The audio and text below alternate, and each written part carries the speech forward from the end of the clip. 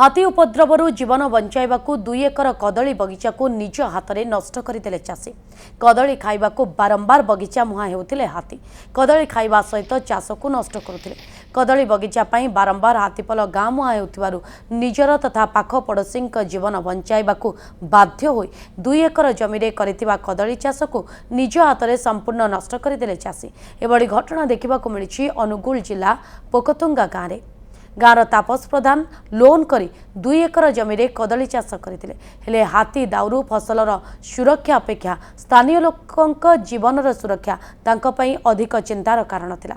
एमिति कि वन विभाग टीम मध्य हाथ टेकी देथिला। शेषरे बाध्य होई निजर कष्ट अर्जित फसल को निज हाथ में नष्ट कर दैछंती चाषी तापस प्रधान। हाथी भांगी दबा फल आम फसल को काटिदेलु घरे रखेदेलानी आम भयभीत होई आउ बड़का गछ को काटिदेलु 1400-1500 गछ लगेइथिलु 2 एकर जगार 2-2.5 लाख टका कर्ज करी बैंक ऋण करिथिलु।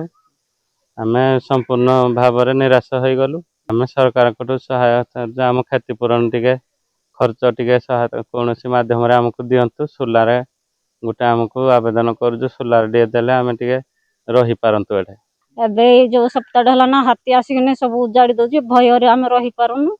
1400 गछ कदली लगेइथिलु ऋण करिकिने आज्ञा बैंक रो ऋण करिकिने लगेइथिलु कदली 3 लाख टका ऋण करि लगेइथिलु पाई दैतु 7-8 लाख आज्ञा बिक्री कर देले मासे पर पाई दैतु। किछि दिन हला हाथी आसिकने हमरो फसल सब उजाड़ी देला भय रही पालुनु घरे पसी जाउ जीवी रही पारुनु भय एति भाई आम अनुरोध करू हमको सुरक्षा साहाय्य।